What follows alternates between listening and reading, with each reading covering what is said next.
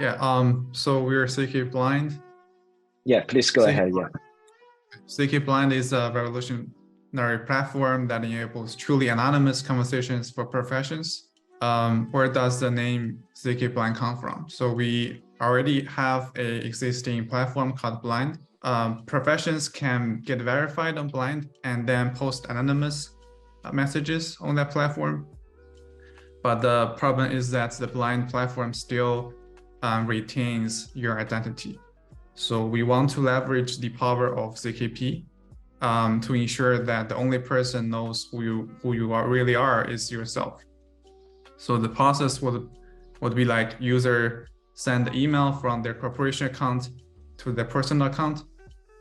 Then user download their email from their personal account and use their script to generate ZKP. And a third, user provides ZKP and with some public inputs, and we validate those inputs in our smart contracts, then register the user. Finally, now user can log in with their ETH wallet and post messages on our platform. There are a couple of constraints that we use in our circuits. So the first one is user ID is the SHA-256 of the user email address. We want to use the user email address to generate the ID, but we don't want to show what is the email address behind that ID. We use SHA-256, but it's not that strong because hacker could get the list of all the IDs and calculate the SHA-256 for all of them. Then he wouldn't know what is the ID behind that, what is the email address behind that ID. We do have plan to make it strong, so we can introduce a MPC. Then user would request the partial of the user ID from each of the trusted party. Then user can assemble the ID himself. So the only person knows the user ID is the user itself. The constraint 2 is user email address is the sender in the email. We have the input, a private input of the user address, and we have to validate that the email address is indeed the sender in that email. Constraint 3 is user email suffix is the suffix of the user email address. Because the user email address suffix is the the public input, and the user email address is the private input. So, but we have to validate that the suffix is actually the suffix. Constraint 4 is user signature of the ETH address in the email is valid. We don't want to allow people to register an email with some ETH address that they don't own. So we have to make sure that user actually sign their message, so we can verify that they actually own that ETH address. Constraint 5 is the user ETH address and signature is the only thing in the email body. Hacker could phish attack and trick some people to send an email which contains the ETH address and signature to us, and we could use that email to register for like a ETH account that we own. We want to prevent that from happening, so we should make sure that email bodies only contain those information. Constraint 6 is the user email DKIM signature is valid.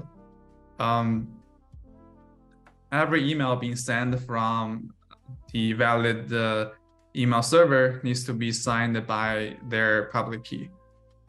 So by verifying the DKIM signature, we can make sure that the email is not forged. It's a valid email. Let's go for the demo. So first, I will need to send from my corporate account. Let's say that this is my corporate account, and I send an email to my private account with this information. This is my ETH address. This is the signature to the ETH address signed by the private key of this ETH address.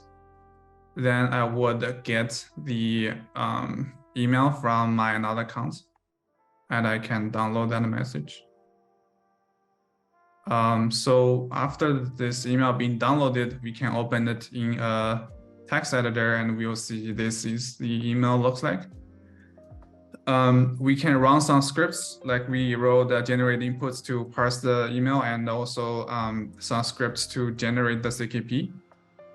At the end, we would have the ZKP and also the proof inputs and also some public inputs.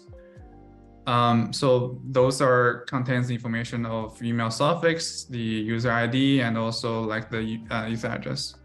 And we also need to convert this decimal form to hex form so they can be accepted by our smart contract. This is what it looks like for the smart contract inputs. Ideally, we should encode this to the inputs since we don't have much time. So we have this written in plain text and manually write it down. And this is our home page. These are our app page. This information is pasted from here. And I can click submit.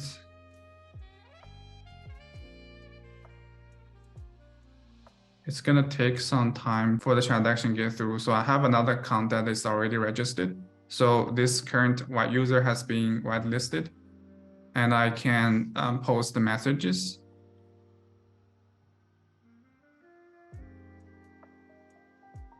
Say ScalingX rocks.